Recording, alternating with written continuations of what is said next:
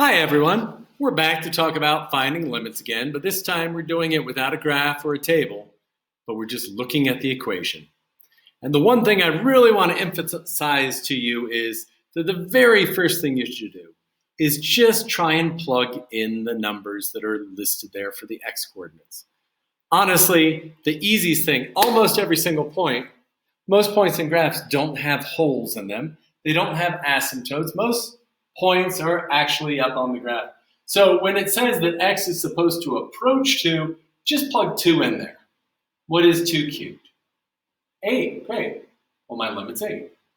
Plug in 0 for x. Plug in -3 for x.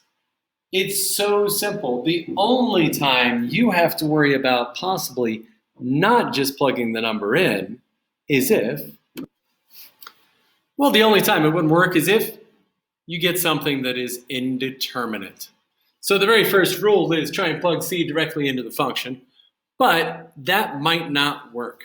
Now, in our chapter 1, the only thing you're going to encounter is if you plug something in and you wind up getting 0 divided by 0, that's a problem.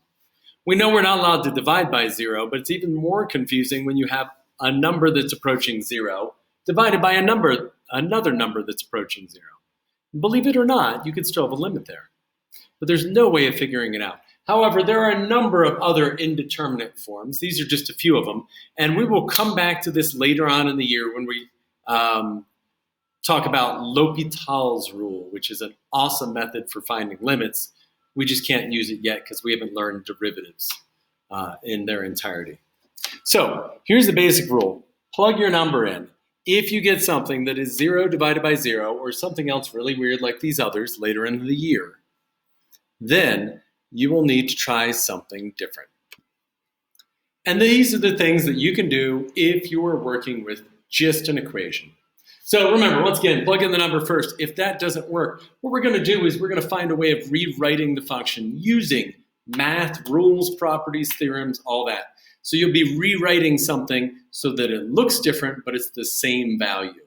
Just imagine something like a fraction that's 1/2 or 3/6. They mean the same thing. They're just rewritten in a different way. That's all we'll be doing. And there are 4 different methods we're going to use in this particular chapter. The first method is factoring out.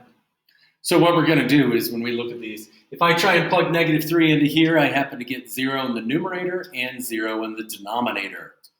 You might not, notice that right away, but if you take a second to plug it in, it will be true. There's another example over there, same thing. If you plug it in, you get 0 over 0. That's a warning. But if you look at these and see that, hey, they look at least relatively factorable, something that might become this, well, you can see why you get 0 over 0. What happens when I plug -3 into this factor? That's what I thought. It turns out that this would be 0 over 0, but however, dividing those out, anything divided by itself is just equal to 1. So we're really looking at this limit. And by the way, I know this is really annoying, but you should write in your little limit notation every single step of the problem until you actually plug in the numbers. When you finally plug in those numbers, that's when you know you have taken your limit. And it looks like we have -6 over -7. I think that's 6/7. That is our limit there. So keep writing this limit notation in until you literally plug in the number -3. Take a look at the next example here. Yeah, so we do a little factoring. We can factor out a couple x's, and we'll divide out only one of them.